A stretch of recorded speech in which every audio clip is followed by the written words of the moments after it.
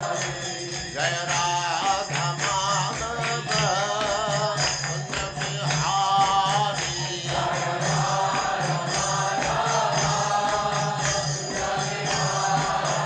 जय राधा माधव कुंज बिहारी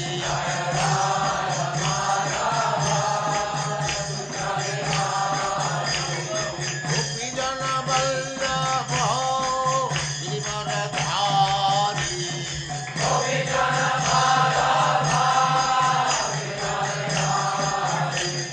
गोपी जन वल्लभ गिरिवरधारी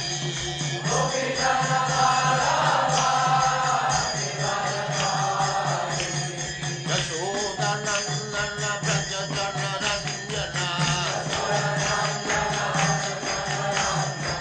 यशोदनंदन व्रज जन रंजन यमुना तीर वनचारी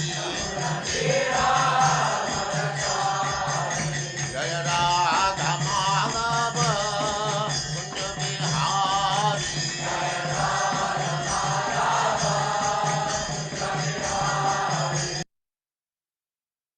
ओम नमो भगवते वासुदेवाय। ओम नमो भगवते वासुदेवाय। ओम नमो भगवते वासुदेवाय। ओम वासुदेवाय। ओम नमो भगवते वासुदेवाय। ओम नमो भगवते वासुदेवाय। नारायणं नमस्कृत्य नारायणं नमस्कृत्य नरं चैव नरोत्तमं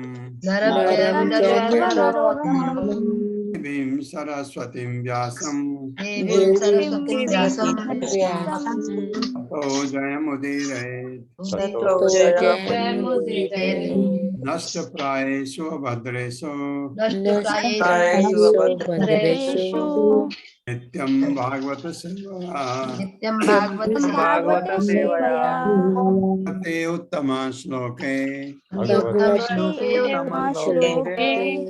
भक्तिर्भवति नैष्ठिकी। हरे कृष्ण। आप सबका स्वागत है। हरे कृष्ण प्रभु जी। हाँ, क्या कहते हैं? हरे कृष्णा प्रभु जी। हरे कृष्णा। आज क्या कहते हैं सुखदेव गोस्वामी? तदहं ते अभिधास्यामि महापौरुषिको भवान यस्य श्रद्धताम् आशु स्यान् मुकुंदे मतिः सति। तदहं ते अभिधास्यामि महापौरुषिको भवान यस्य श्रद्धताम् आशु स्यान् मुकुंदे मतिः सति। मेरे साथ पढ़िए। तदहं ते अभिधास्यामि महापौरुषिको भवान महापौरुषको भवान यस्य श्रद्धताम् आशु ज्ञान मुकुंदे मतिः सति। शब्दार्थ है तत् वह अहम मैं ते तुमको अभिधास्यामि सुनाऊंगा महापौरुषिकः भगवान कृष्ण का अत्यंत निष्ठावान भक्त भगवान आप यस्य जिसका श्रद्धताम पूरी तरह सम्मान तथा ध्यान देने वाले का आशु अत्यंत शीघ्र शायद ऐसा हो मुकुंदे भगवान में जो मोक्ष दाता है मति श्रद्धा सती निश्चल। मैं उसी श्रीमद् भागवत को आपको सुनाने जा रहा हूं। शुक मुनि कह रहे हैं परीक्षित महाराज को, क्योंकि आप भगवान कृष्ण के अत्यंत निष्ठावान भक्त हैं। जो व्यक्ति श्रीमद् भागवत को पूरे मनोयोग से तथा सम्मान पूर्वक सुनता है उसे मोक्षदायक परमेश्वर की अविचल श्रद्धा प्राप्त होती है। श्रद्धा होना बहुत जरूरी है। ये भागवतम सुनने से आपके भगवान पर श्रद्धा अविचल हो जाती है। मेरे साथ पढ़िए। मैं उसी श्रीमद् भागवत को मैं उसी श्रीमद् श्रीमद् भागवत को आपको सुनाने जा रहा हूँ, आपको सुनाने जा रहा हूँ, क्योंकि आप भगवान कृष्ण के क्योंकि आप भगवान कृष्ण के अत्यंत निष्ठावान भक्त हैं। अत्यंत निष्ठावान भगवान है।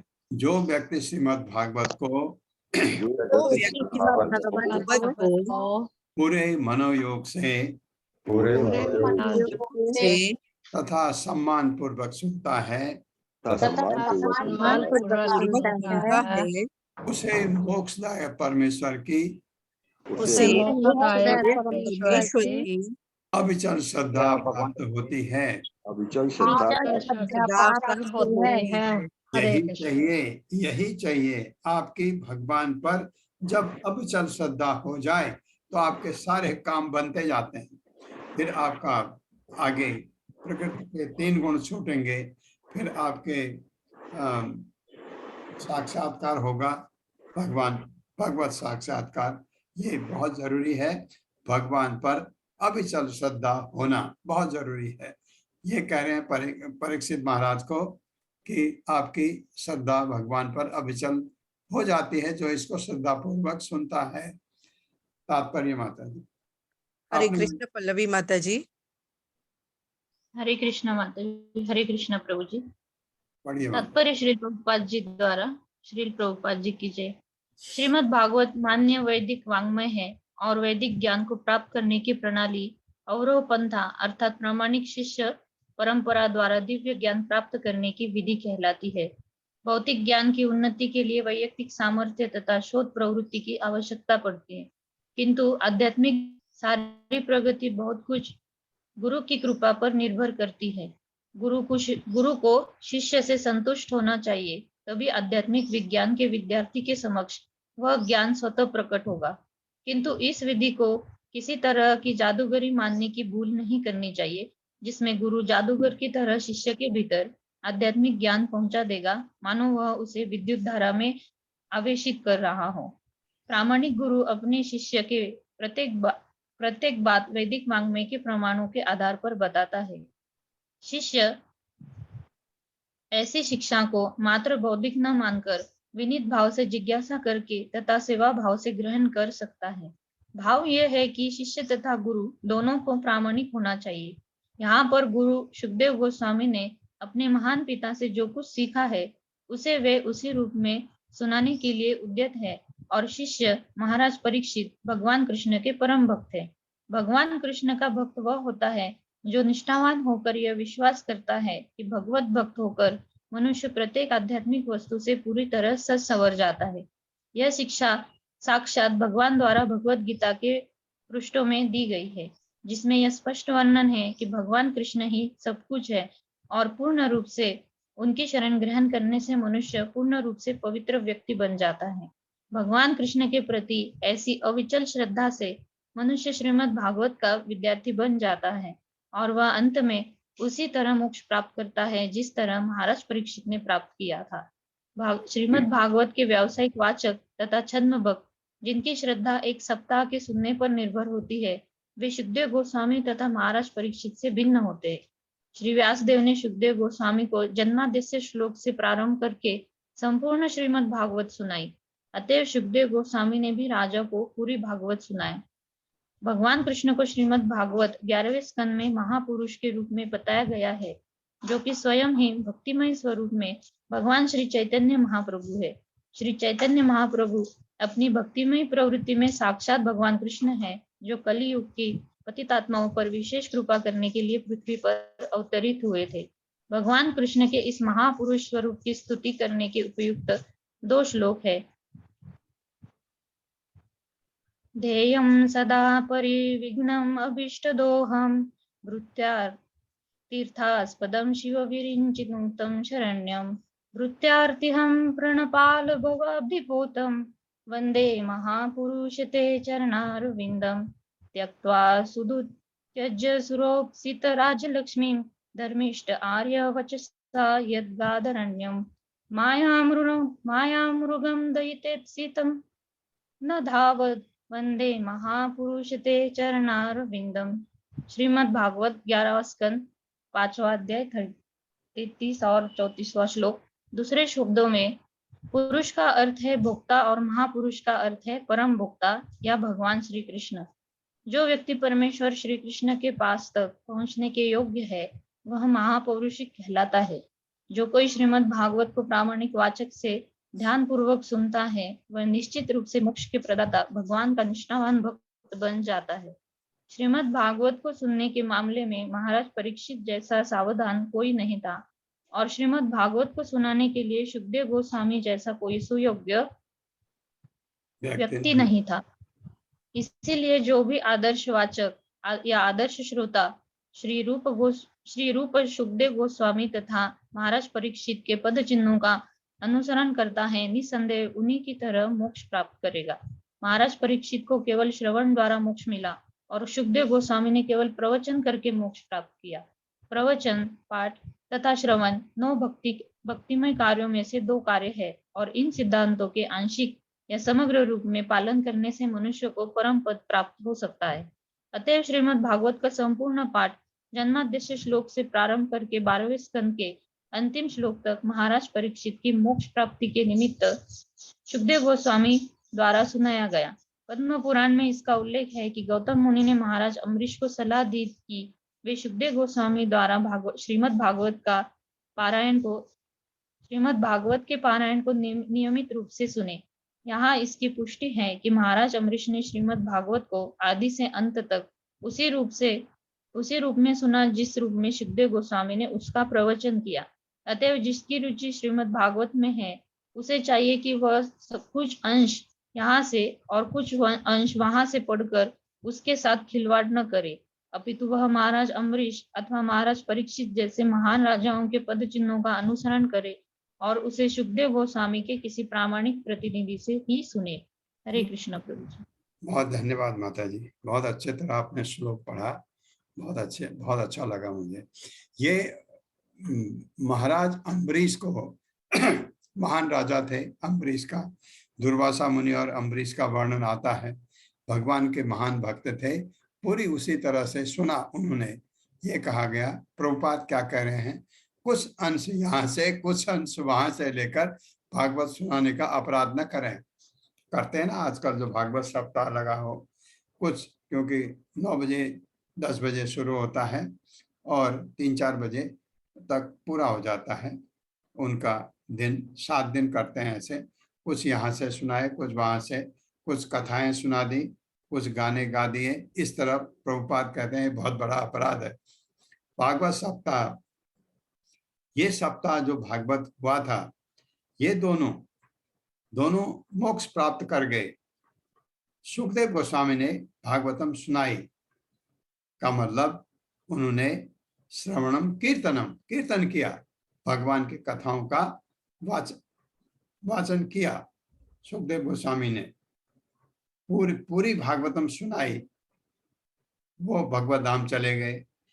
परीक्षित महाराज ने 7 दिन 7 रात जो उन्होंने सुनाया उसको ध्यान पूर्वक सुना, श्रवण करके भगवत धाम चले गए। अब देखिए, ये नवदा भक्ति के 9 सोपान हैं। प्रभुपाद कह रहे हैं इनको पूर्ण रूप से आप एक ही चीज को लीजिए श्रवण, या एक ही चीज को लीजिए कीर्तन, या एक ही चीज को लीजिए स्मरण। स्मरण में प्रहलाद महाराज आते हैं, वो भगवान का ही स्मरण हर समय करते रहते थे। कोई एक को लीजिए आप और को मत लीजिए, या एक को आंशिक रूप में लीजिए, दूसरे को आंशिक रूप में लीजिए, तीसरे को आंशिक रूप में लीजिए। 9 के 9 सोपान पूरे करिए, आपकी मर्जी है। ये प्रभुपाद कर रहे हैं, किसी से भी आपकी सिद्धि प्राप्त हो सकती है। 11वां श्लोक है, एतत् निर्विद्यमानानाम् इच्छताम् अकुतो भयम् योगिनां निर्णीतम् हरे नाम अनुकीर्तनम्। एतत् निर्विद्यमानानाम् इच्छताम् अकुतो भयम् योगिनां निर्णीतम् हरे नाम अनुकीर्तनम। मेरे साथ पढ़िए। एतद विद्यमानानाम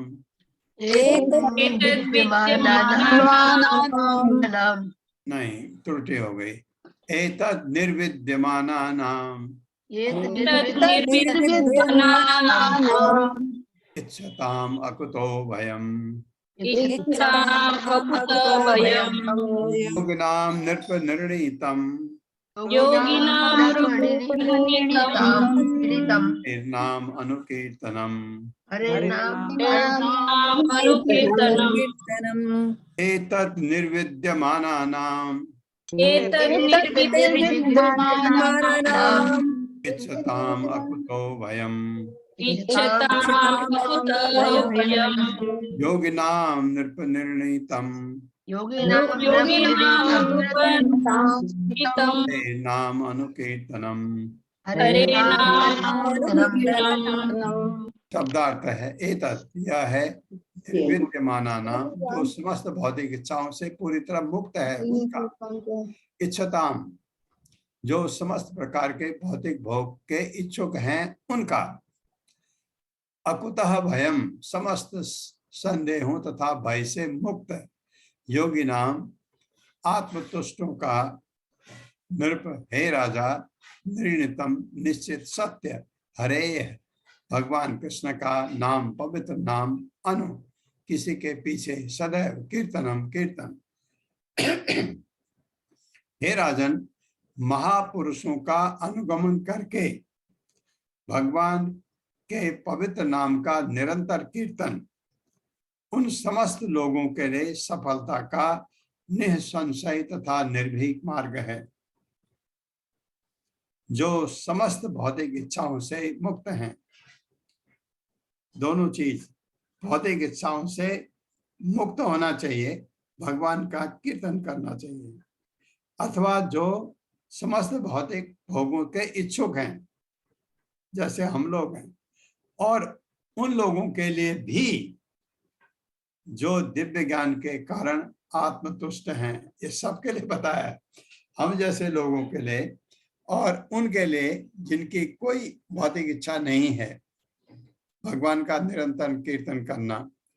और जो समस्त भौतिक इच्छाओं से मुक्त हैं, ये उनकी बात हुई। अथवा जो समस्त भौतिक भोगों के इच्छुक हैं, और उन लोगों के लिए भी जो दिव्य ज्ञान के कारण आत्मतुष्ट हैं, योगी लोग। मेरे साथ पढ़िए। हे राजन, महापुरुषों का अनुगमन करके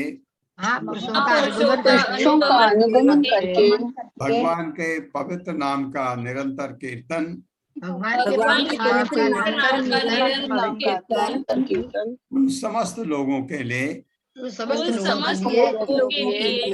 सफलता का निसंशय तथा निर्भीक मार्ग है। सबके लिए। कौन से? वो सब लोग कौन है? जो समस्त भौतिक इच्छाओं से मुक्त हैं, युक्त हैं।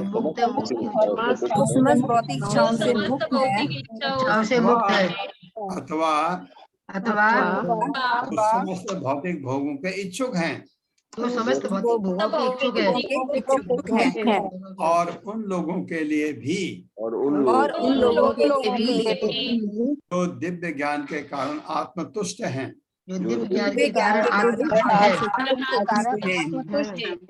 इसीलिए तो जब परीक्षित महाराज को भागवतम सुना रहे थे शुक मुनि, वहां इतने ज्ञानी लोग बैठे थे, इतने ज्ञानी लोग जो दिव्य ज्ञान के कारण आत्मतुष्ट हैं। उनके पिताजी व्यासदेव, उनके दादा पराशर मुनि, नारद मुनि, उनको सुनने की क्या जरूरत है? वो तो ऑलरेडी आत्मतुष्ट है। लेकिन भगवान का कीर्तन होता है, उनको भी अच्छा लगता है। ये मतलब ये है तात्पर्य। अशोक प्रभु जी, हरे कृष्णा।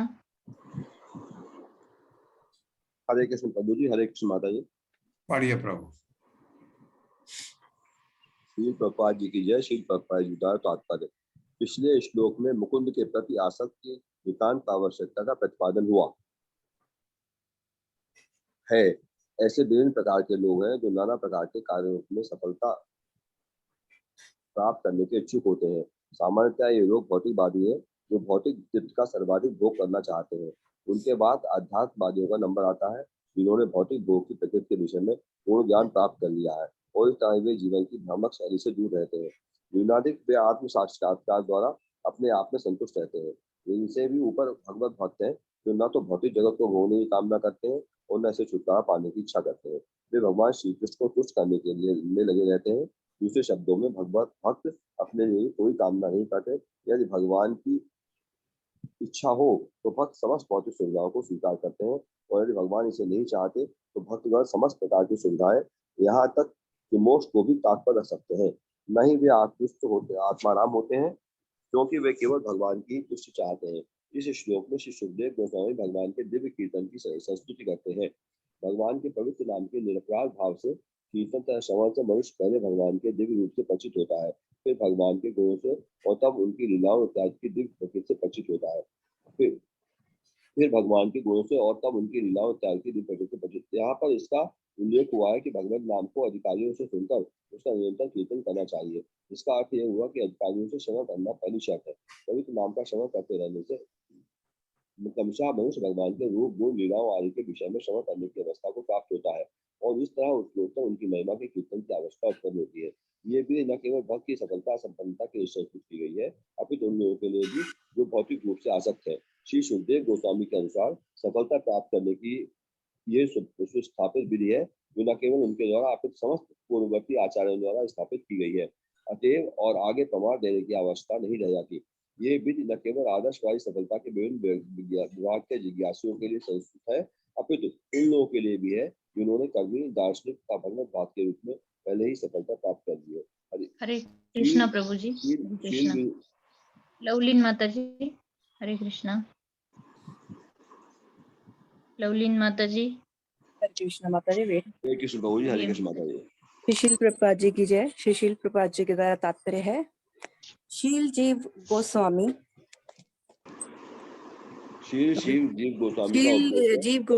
गोस्वामी का उपदेश है कि भगवान के पवित्र नाम का कीर्तन उच्च स्वर से और साथ ही पंचपुराण की संस्तुति के अनुसार अपराध भाव से संपन्न किया जाना चाहिए। मनुष्य भगवान की शरण में जाकर समस्त पाप कर्मों के प्रभाव से अपने को उबार सकता है। मनुष्य भगवान के नाम की शरण लेकर अपने को भगवान के चरण कमलों के प्रति अपराधों से छुड़ा सकता है।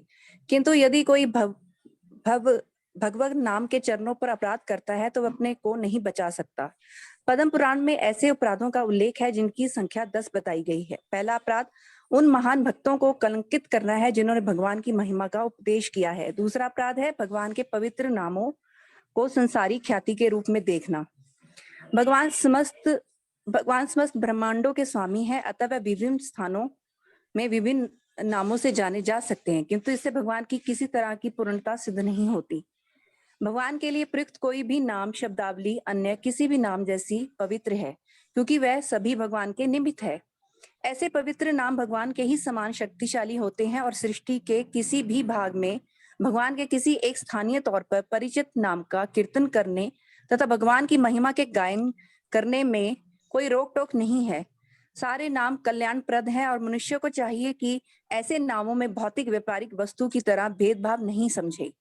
तीसरा अपराध है प्राधिकृत आचार्य या गुरु के आदेशों की अपेक्षा करना।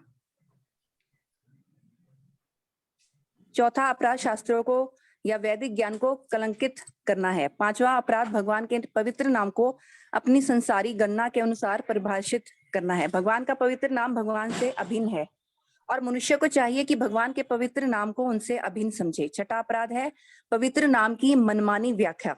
ना तो भगवान काल्पनिक है, ना ही उनका पवित्र नाम काल्पनिक है, किंतु कुछ ऐसे अल्पज्ञ हैं जो भगवान को पूजक की कल्पना मानते हैं और इस तरह उनके पवित्र नाम को काल्पनिक समझते हैं। ऐसे भगवाना मजाक को पवित्र नाम के कीर्तन में वांछित सफलता प्राप्त नहीं हो सकती। 7वां अपराध है पवित्र नाम के बल पर जानबूझकर पाप करना। शास्त्रों में कहा गया है कि केवल भगवान नाम के कीर्तन से समस्त पाप कर्मों के प्रभावों से छूटा जा सकता है। जो व्यक्ति इस दिव्य विधि का लाभ उठाता है और इस उम्मीद से पाप करता जाता है कि भगवान के पवित्र नाम के जप से पापों के प्रभाव निरस्त होते रहेंगे, तो ये पवित्र नाम के चरणों पर सबसे बड़े अपराधी हैं। ऐसे अपराधी शुद्धि की किसी भी संस्तुति विधि से अपने को शुद्ध नहीं कर सकते। दूसरे शब्दों में, भले ही भगवान के पवित्र नाम के जप के पूर्व कोई पापी हो, लेकिन भगवान के पवित्र नाम की शरण ग्रहण कर लेने पर और प्रतिष्ठित बन जाने पर मनुष्य को चाहिए कि वे इस आशा से पाप करने से विलग रहे कि ये पवित्र नाम जप उसकी रक्षा करेगा। 8वां अपराध है भगवान के पवित्र नाम तथा उसकी जप विधि को किसी भौतिक शुभ कर्म के तुल्य समझना। भौतिक लाभ के लिए अनेक प्रकार के शुभ कर्म हैं, लेकिन पवित्र नाम तथा इसका जप केवल पवित्र शुभ सेवा से नहीं है। निसंदेह पवित्र नाम पवित्र सेवा है, लेकिन इसका उपयोग ऐसे कार्यों के लिए नहीं किया जाना चाहिए, क्योंकि पवित्र नाम तथा भगवान एक ही सत्ता है। अतः पवित्र नाम को मानवता की सेवा में नहीं घसीटना चाहिए। भाव ये है कि परमेश्वर परम भोक्ता है, वह ना तो किसी का सेवक है, ना ही आदेश पालन है। इसी प्रकार चूंकि भगवान का पवित्र नाम भगवान से अभिन्न है, अतः पवित्र नाम का उपयोग निजी सेवा के लिए नहीं किया जाना चाहिए। 9वां अपराध है ऐसे लोगों को पवित्र नाम की दिव्य प्रगति के विषय में उपदेश देना जो भगवान के पवित्र नाम का जप नहीं करना चाहते। यदि ऐसा उपदेश अनिच्छुक श्रोतागण को दिया जाता है तो इस कार्य को पवित्र नाम के चरणों पर अपराध माना जाता है। 10वां अपराध है पवित्र नाम की दिव्य प्रगति के विषय में सुनने के बाद भी भगवान के पवित्र नाम के प्रति अरुचि प्रदर्शित करना। भगवान के पवित्र नाम के जप से जो प्रभाव अनुभव किया जाता है वह है झूठे अहंकार की धारणा से जापक की मुक्ति। झूठा अहंकार अपने को विश्व का भोक्ता समझने तथा ये सोचने के कारण प्रकट होता है कि विधि की सारी वस्तुएं उसी के उपयोग के लिए हैं। सारा भौतिकवादी जगत मैं तथा मेरा के झूठे अहंकार के वशीभूत है, किंतु ऐसी भ्रांत धारणा से मुक्त होना ही पवित्र नाम के जप का असली प्रभाव होता है। धन्यवाद प्रभु जी, धन्यवाद माता जी। हरे कृष्णा। प्रभुपाद ने 10 के 10 अपराध बता दिए जो हमको नहीं करने हैं। इसमें एक चीज बहुत अच्छा हमने जो नोट किया कि अगर आप भगवान का पवित्र नाम जपते हैं, आपके पुराने सारे पाप मिट जाते हैं धीरे धीरे जब आप में शुद्धि आने लगती है। लेकिन अगर आपने ये सोचा कि थोड़ा पाप मेरे से और हो गया, मैं जप कर लेता हूँ 2-4 पढ़ा करके, ये पाप मिट जाएंगे, ये सबसे बड़ा अपराध है। पवित्र नाम का जो इस्तेमाल है, प्रयोग अपने पापों को मिटाने के लिए, जो पाप आप कर रहे हैं, अगर ये सोचा, ये बहुत बड़ा अपराध है। इसका मतलब है आप जप करते रहिए, आपके पाप धीरे धीरे धुलते जाएंगे, जबकि जप करने में आपकी अपराध नहीं हो रहा हो तो सारे पाप धुल जाएंगे। यहाँ तक कि ब्रह्म हत्या का पाप भी धुल जाता है। लेकिन अगर आपने सोचा अरे आज ये कर लूं, इसमें थोड़ा पाप है लेकिन मैं जप कर लूंगा, ये बहुत बड़ा अपराध है। एक चीज। दूसरा सबसे बड़ा अपराध, पहला अपराध क्या है? जो भगवान के भक्त हैं उनको क्रिटिसाइज करना। भगवान का भक्त है, भगवान की सेवा में लगा रहता है, उसमें भौतिक कमियां हो सकती हैं। आप देखेंगे उसने धोती ठीक से नहीं पहनी है, ये भौतिक चीज है। उसने ये ठीक से नहीं किया है, ये चीजें अगर आप ढूंढते हैं उसमें भगवान के भक्त में, या कोई भी कमी है भगवान के भक्त में, अगर आप ये ढूंढने लगें तो ये सबसे बड़ा अपराध है, पहला अपराध। क्यों?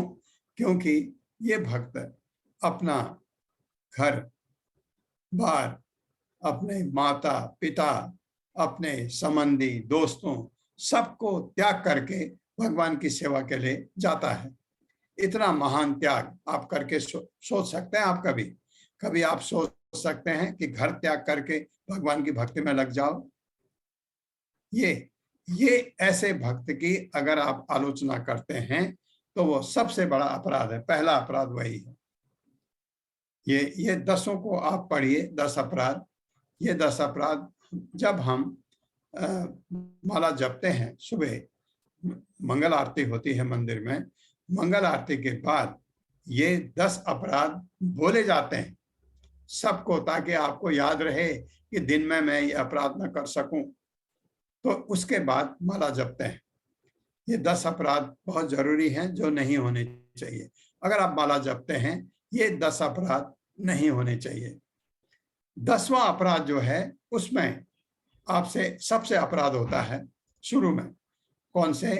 कि आप माला जप रहे हैं, मन लगा हुआ है आपके फैक्ट्री में मन लगा हुआ है आपके किसी और चीज में, वो भी अपराध है।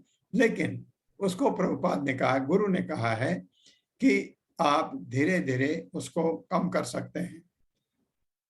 जो अर्जुन को भगवान ने कहा, हाँ मन चंचल अवश्य है, इसको बस में करना कठिन है, लेकिन उचित अभ्यास तथा त्याग से इसको कंट्रोल में, बस में किया जा सकता है मन को। इसको ध्यान देना है। वहां पर शुरू में सबसे गलतियां होती हैं। शुरू में ऐसा भी होता है कि आप 20-30% माला में होते हैं और 70-80% आपका मन बाहर होता है। धीरे धीरे अभ्यास करते करते आपको जो माला जपते हैं उनको पता है, अभी आप धीरे धीरे बढ़ता है। 50% आपका मन माला में है, 50% बाहर है। फिर आप आपको मन को घसीट के फिर माला में लाते हैं, तो फिर बढ़ते बढ़ते आपका 80-90% होता है।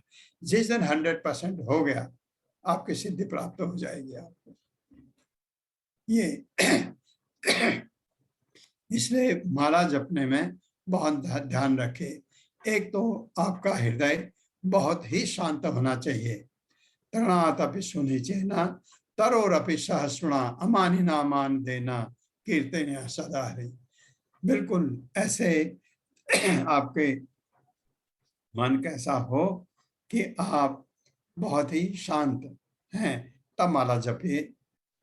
कि आप घास से भी ज्यादा सहिष्णु बने, पेड़ से ज्यादा सहन शक्तिवान बने, अपने मान की कभी परवाह न करे, दूसरे को मान दे, तब कीर्तनिया सदा हरि। फिर कीर्तन करिए इसमें करके, और पूरा श्रद्धा के साथ। प्रभुपाद ने 10 के 10 अपराध बताए, ये अपराधों से आपको बचना है। किम प्रमत्तस्य बहुभिः परोक्षैर्हायनैर् इह वरम मुहूर्तम विदितम घटते श्रेयसे यतः। मेरे साथ पढ़िए। किम प्रमत्तस्य बहुभिः परोक्षैर्हायनैर् इह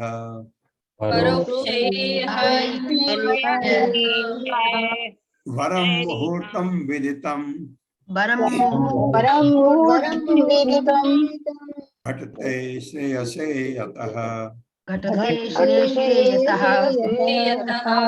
शब्दार्थ है किम क्या, प्रमत्तस्य मोहग्रस्त का, बहुभी बहुतों के द्वारा, परोक्ष अनुभव विहीन, हाय नय वर्षों तक, यह इस संसार में, वरम श्रेष्ठ, मुहूर्तम एक क्षण, विदितम चेतन, घटते प्रयास कर सकता है,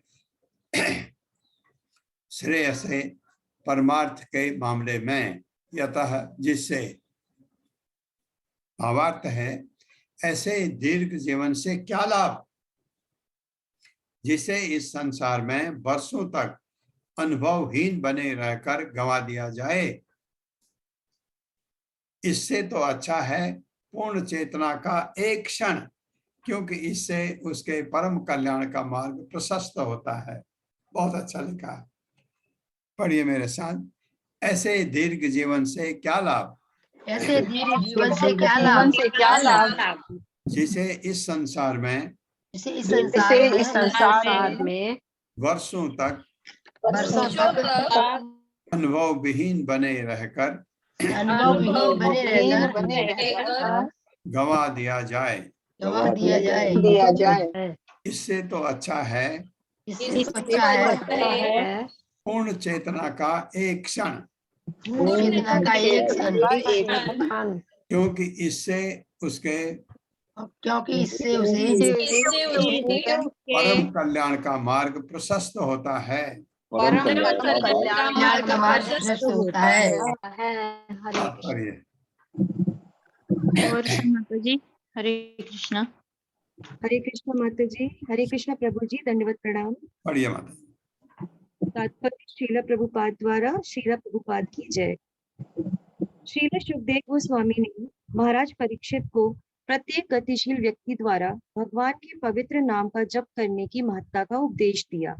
राजा को प्रोत्साहित करने के लिए श्रील सुखदेव गोस्वामी ने जोर देकर कहा कि जीवन की समस्याओं को जाने बिना सैकड़ों वर्षों तक जीवित रहने से कोई लाभ नहीं।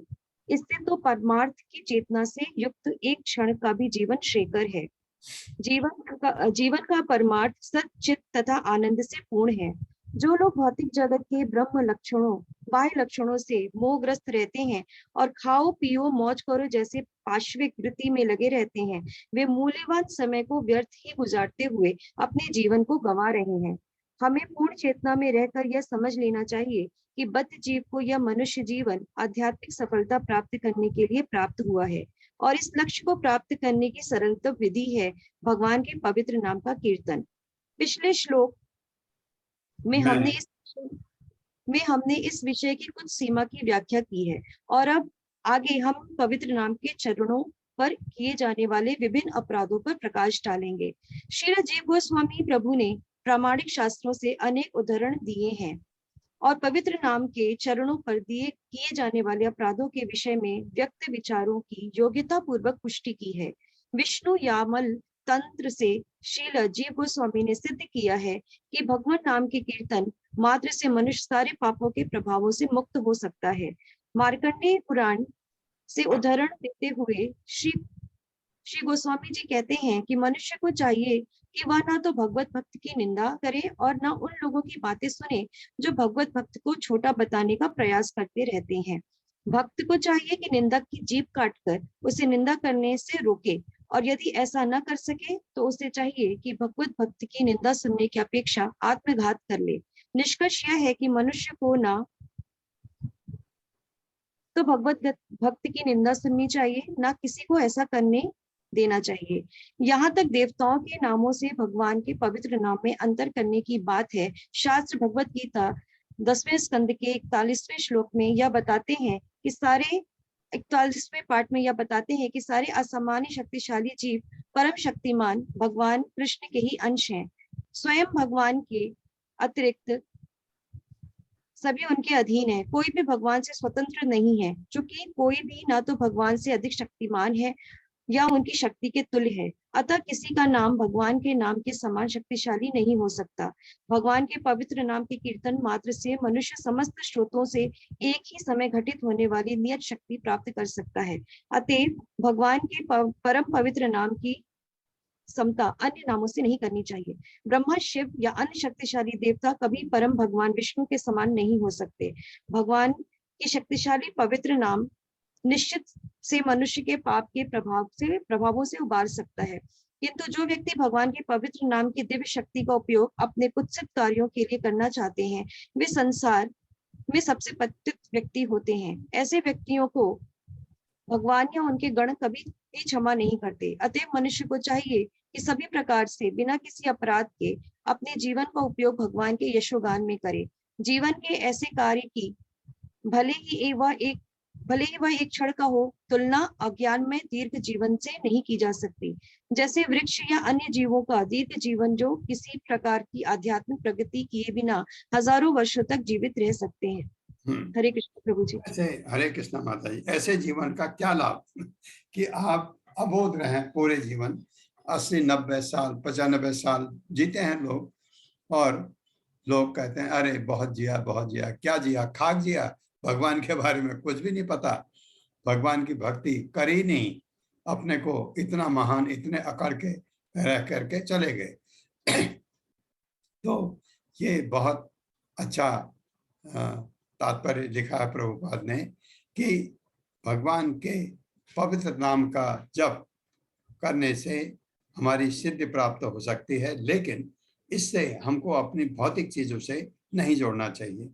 ये मैं एक जगह कहीं कुछ बोल रहा था, तो लोगों ने, क्योंकि लोग इतने भौतिकतावादी थे कि उन्होंने कहा अरे अगर हमको अपने के लिए मांगना नहीं है तो फिर भगवान का मतलब क्या है।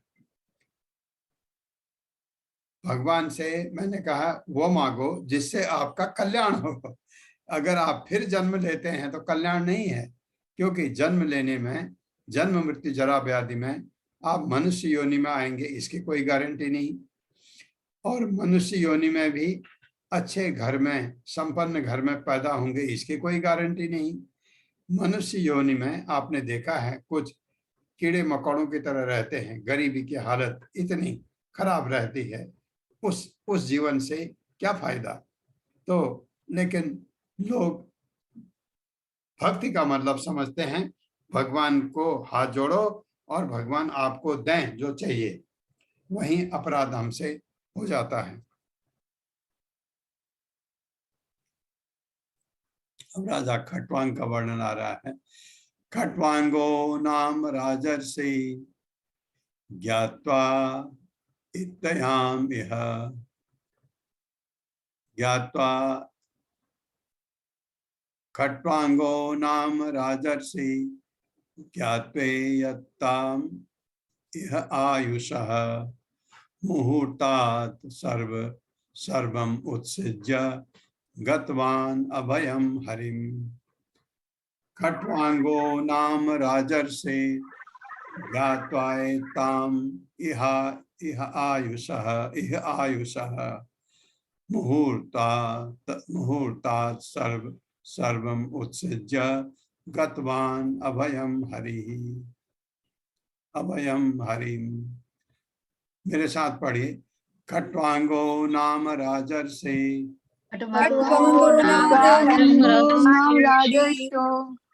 ज्ञात्वे यत्ताम इह आयुषु ज्ञात्वे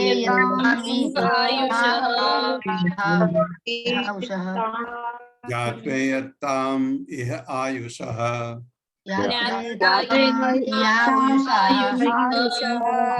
मुहूर्तात् सर्वम उत्सृज्य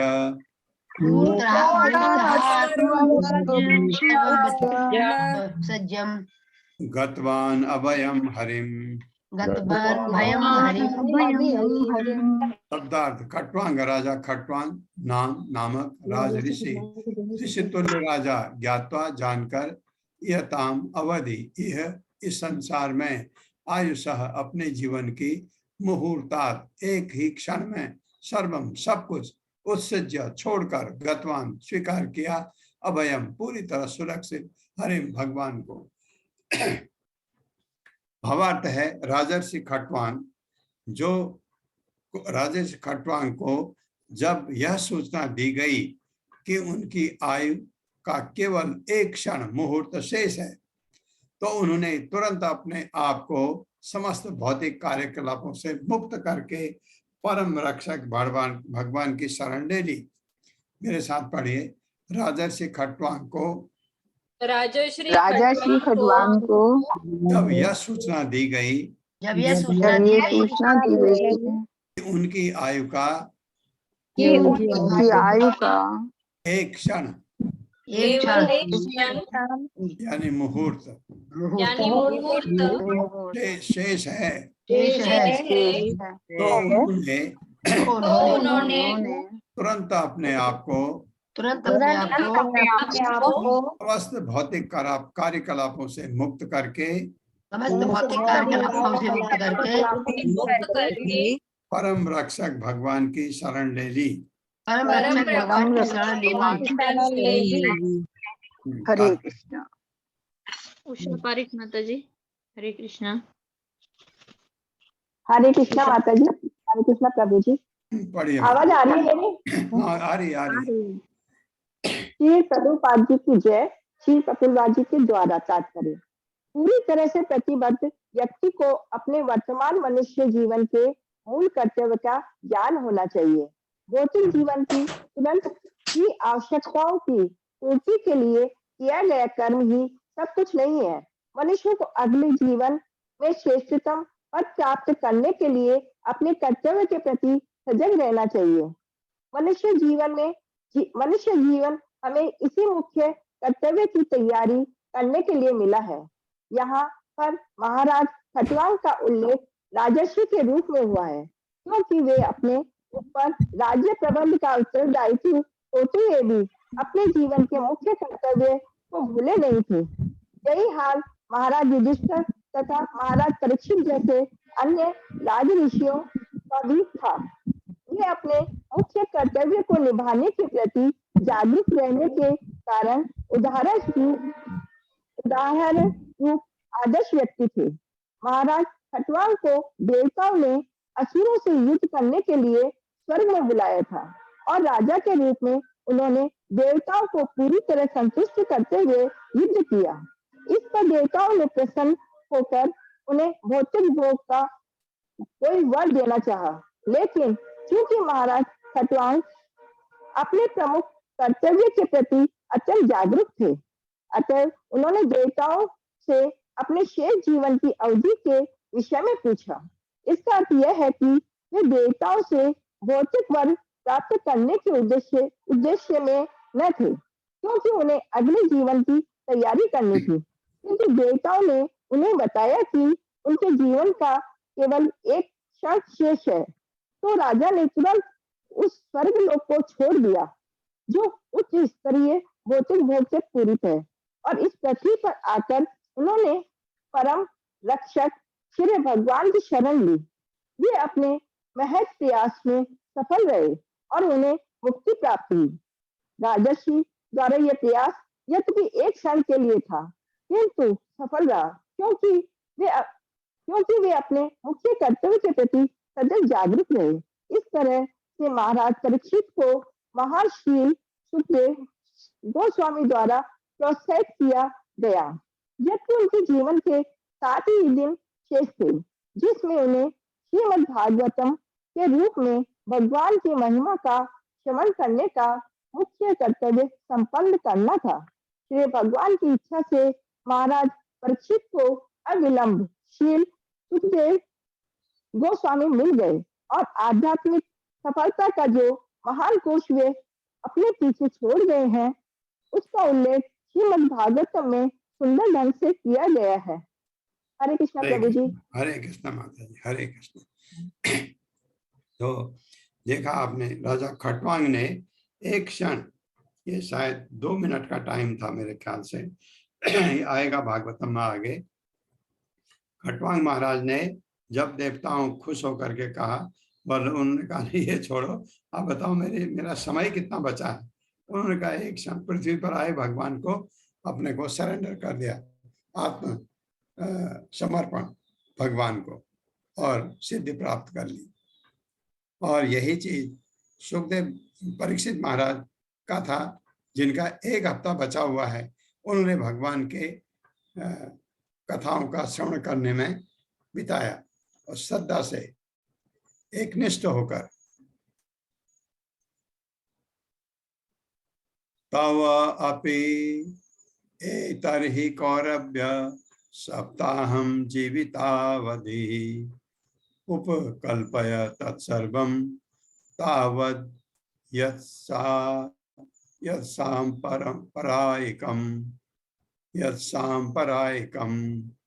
तावद् यत्साम्परायिकं तव अपि एहर्षि कौरव्य सप्ताहं जीवितावधि उपकल्पय तत्सर्वं तावद् यत्साम्परायिकं। मेरे साथ, तवपि एतर्हि कौरव्य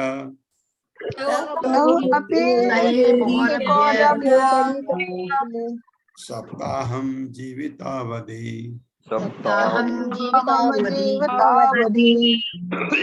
कल्पय तत्सर्वं अवत्य सांपरायिकम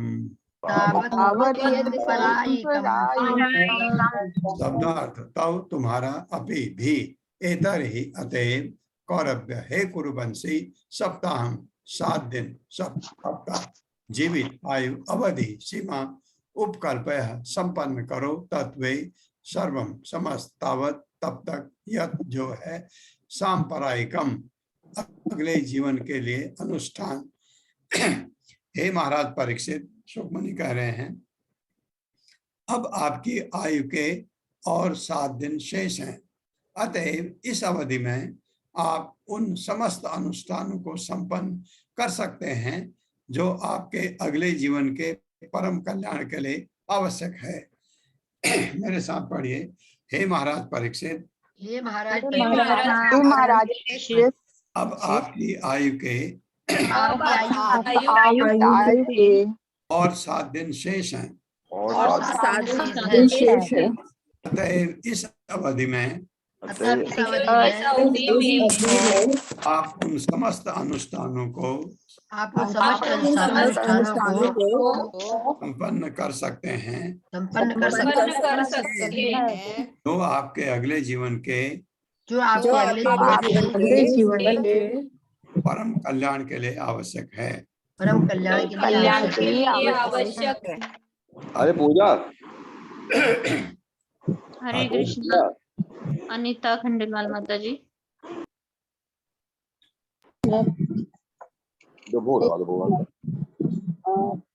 तात्पर्य श्रील प्रभुपाद द्वारा श्रील प्रभुपाद की।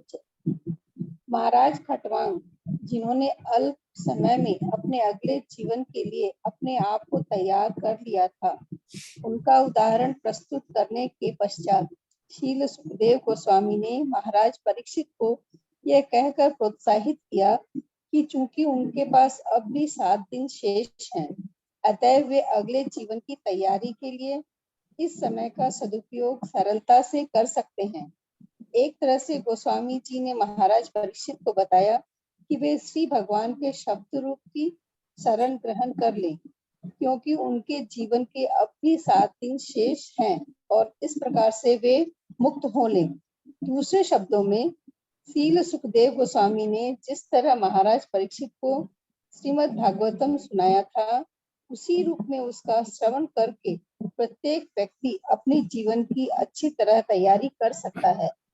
ये अनुष्ठान औपचारिक नहीं है, अपितु कुछ अनुकूल बातें हैं जिनका पालन करना होता है और जिनका उपदेश आगे दिया गया है।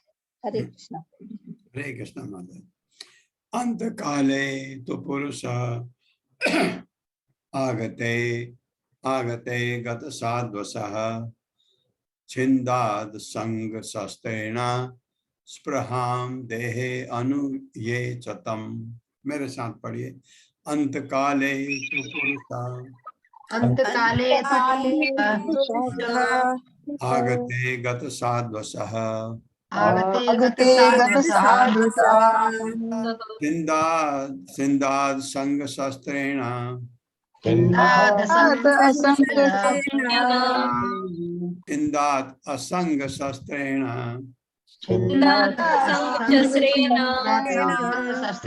देहे अनुये सतम।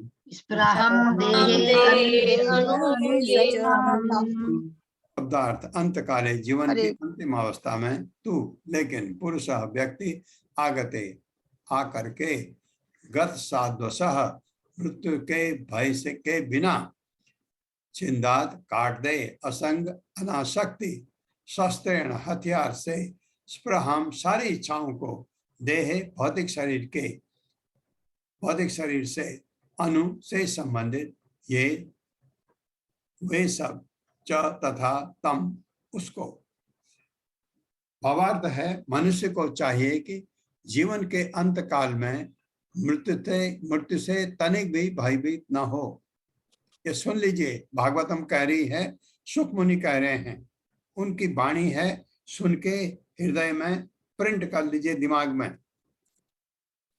जब आपका अंतकाल आए बिल्कुल नहीं डरना चाहिए मृत्यु से। वो कह रहे तनिक भी भयभीत न हो, अपितु वह भौतिक शरीर से तथा उससे संबंधित सारी वस्तुओं एवं उसकी समस्त इच्छाओं से अपनी आसक्ति तोड़ ले।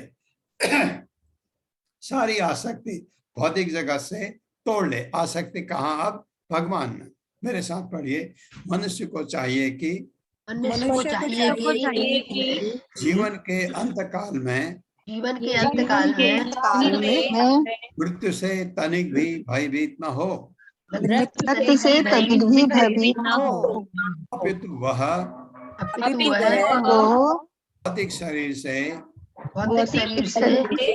तथा उससे संबंधित सारी वस्तुओं एवं उसकी समस्त इच्छाओं से अपनी आसक्ति तोड़ ले। ये सीखना है हमको। तात्पर्य अत्रेय माता जी। हरे कृष्णा। हरे कृष्ण। स्थूल भौतिक श्रील प्रभुपाद की जय। श्रील प्रभुपाद के द्वारा स्थूल भौतिकवाद की मूर्खता ये है कि लोग इस संसार में स्थायी रूप से रहने की व्यवस्था करना चाहते हैं, जबकि ये निश्चित तथ्य है कि मनुष्य को बहुमूल्य मानवीय शक्ति से सृजित प्रत्येक वस्तु को ही छोड़ना पड़ता है। बड़े बड़े राजनीतिज्ञ, विज्ञानी, दार्शनिक इत्यादि आत्मा की कोई जानकारी न होने के कारण मूढ़ है और ये सोचते हैं कि कुछ वर्षों का ये जीवन ही सब कुछ है और मृत्यु के पश्चात कुछ भी नहीं है।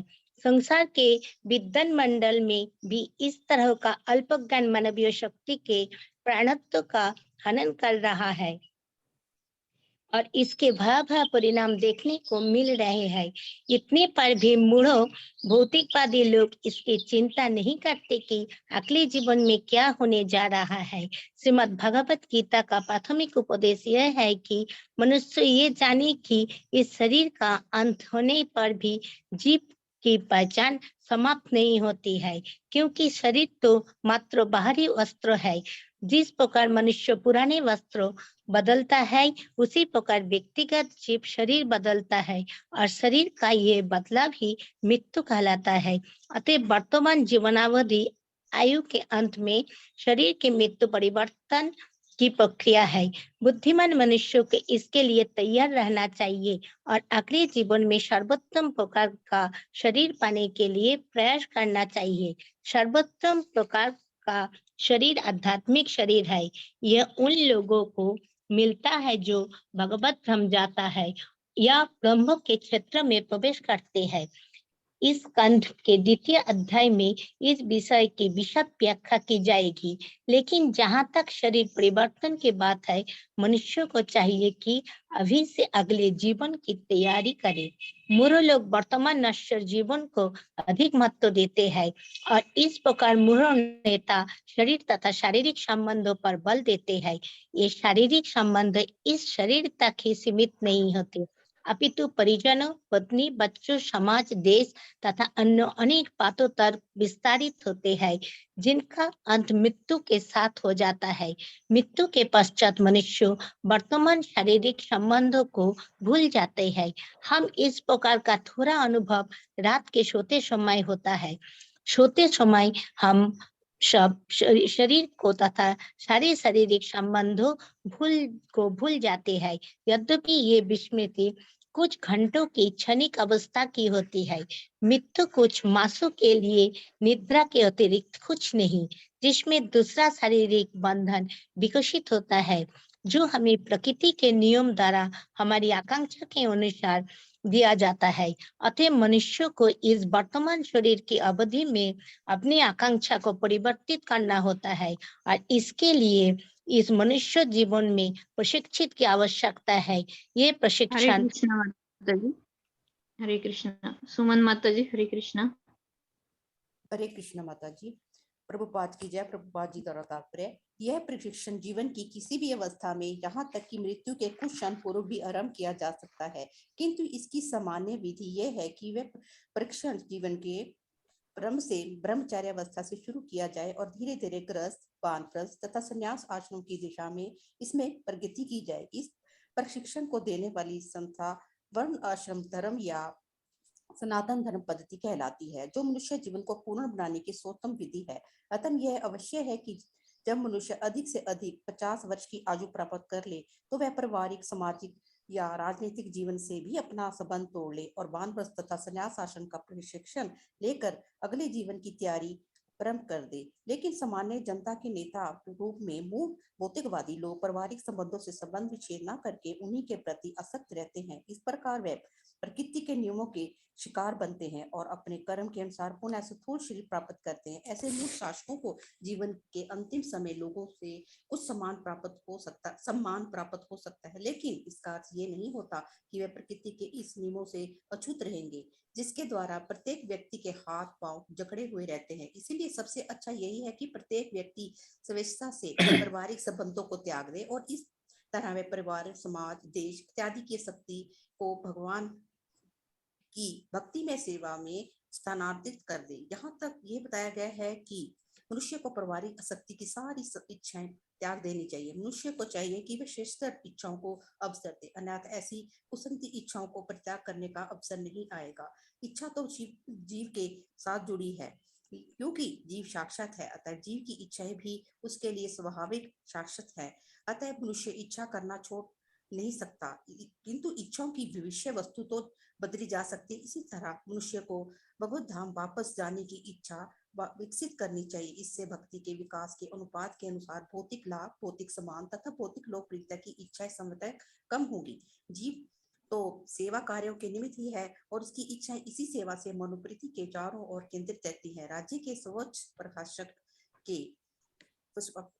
से लेकर सड़क के नंगने भिखारी तक सभी लोग दूसरों की कोई न कोई सेवा कर रहे हैं। ऐसी सेवा की मनोवृत्ति का पूर्णतः तभी प्राप्त होती है जब सेवा की इच्छा को पदार्थ से आत्मा में या असुर से ईश्वर में संस्थापित कर दिया जाए। हरे कृष्णा। हरे कृष्णा। हरे कृष्णा माता। ये किया जाए तो ये जो मरते समय जो कहा गया कि आप भौतिक चीजों को त्याग दें, भगवान की तरफ अपने को मोड़ लें। अगर ऐसा नहीं करेंगे तो हमारा दूसरा जीवन जो है वो उतना ही दुखमय होगा जितना ये जीवन है। आपने ये हो सकता है कि बहुत पुण्य किए, आप उच्च लोकों में भी जा सकते हैं, लेकिन फिर नीचे आएंगे, फिर यही रहेगा। सबसे अच्छा ये है कि मृत्यु के समय, अब इसमें वर्णाश्रम धर्म का जिक्र है, लेकिन वर्णाश्रम धर्म अभी इस जो प्रेजेंट सिचुएशन है, ये वर्तमान जो परिस्थिति है, उसमें वर्णाश्रम धर्म संभव नहीं है। तो लेकिन हमको हल दे गए चैतन्य महाप्रभु।